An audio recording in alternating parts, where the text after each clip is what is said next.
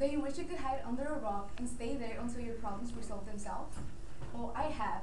In fact, I am stressed 95% of the time.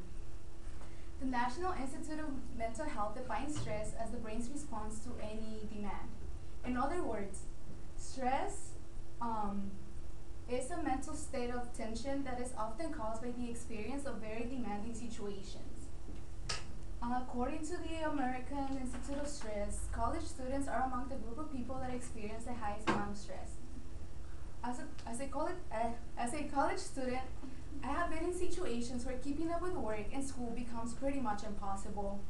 Um, Being in those situations was not only affecting me emotionally and academically, but it was also affecting my overall health. And for that reason, I wanted to do a little more research on the topic.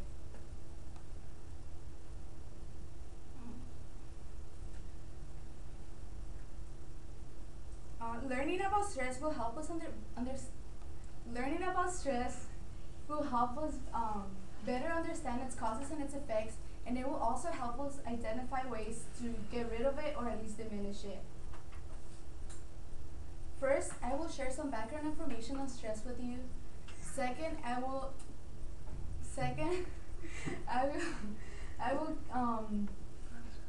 discuss the causes of stress, and third, I will give you a few information that will help you maintain your stress at a balanced level. So first, what causes stress? As I mentioned before, stress is the brain's response to uh, any demanding situations, and it can be triggered by a wide variety of things, including change. For this speech, I will mention three of the most common reasons why people within our age group experience high levels of stress. Number one, increased classwork. As college students, we are often faced with excessive amounts of classwork. Oftentimes, we find ourselves studying for up to 3 midterms while writing a term paper or doing research for a lab report. These situations can often lead to the accumulation of stress if the person does not know how to handle the problem properly. By that I mean the person doesn't have uh,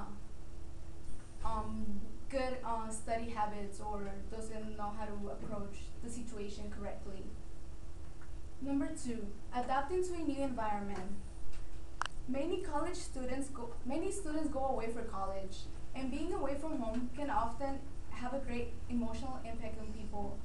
Because now the student does not only have to worry about doing good in school, but they also have to try to fit in and find new friends. Even if the student doesn't go away for college, being in college exposes you to many stressful situations once again. um, Especially, well, I don't know about you guys, but for me, the transition from high school to college, it was very difficult, especially because our school is within the quarter system and everything goes by so fast. I wasn't used to that. And number three, poor time management skills. Um, poor management skills. As college students, we feel that need to um, we feel the need to uh,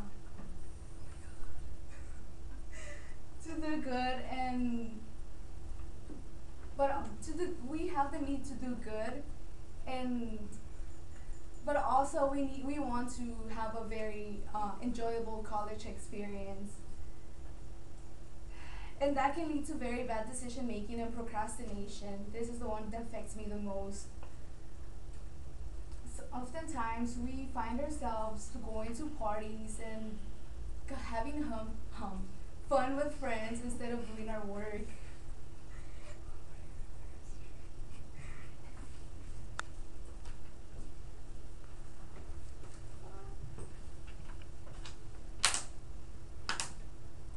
Uh, so now that I informed you all about the causes of stress, let me tell you something about some of the effects the stress present. Experiencing small amounts of stress can sometimes be helpful, as it helps you to become more resilient and it will teach you to approach stressful situations in a better, more organized manner in the future. For example,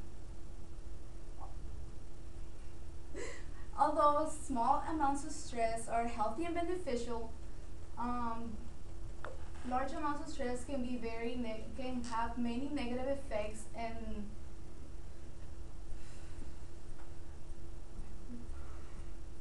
many negative effects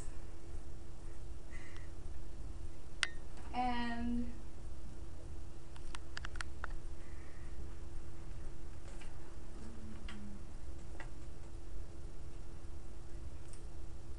yes, have many negative effects. According to the American Institute of Stress, stress has been linked to many physical and psychological disorders.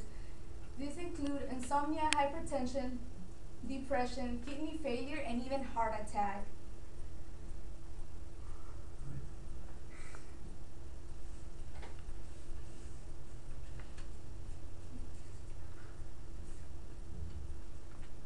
Uh, so after informing you about the causes of stress and all about its effects, let's move on to to the information that will help you reduce its symptoms. You can begin by acknowledging the situation. Chances are that the problem isn't as big as it appeared to be, just like I'm stressing out here right now. And I know after the speech is gonna be like, why? I, I'm not gonna know why I was freaking about. Oh yeah. Number two, know your priorities and plan in advance. Avoid the accumulation of stress by managing your time. For example, start your assignments as soon as they are assigned. Don't wait till the night before. Because oftentimes, as students, we believe we have the capacity to learn an entire subject the night before we have our test, or write a really important paper right before it's due. Doing your starting your work as soon as possible can truly change your life. And number three, something I'm gonna do after I get out of here, practice yoga, or meditation, or any other physical activity. The article Super Stamina, written in 2015 by psychologist Jane Peters, states that being active helps you relax and forget about the problem that is causing so much stress. So first, I talk about the causes of stress. Second, I informed you all about its effects, and then I gave you a few information that will help you maintain your stress at a balanced level. I hope you guys you follow a few of these tips and try to relax before your presentation so you don't freak out as much as I did. Thank you.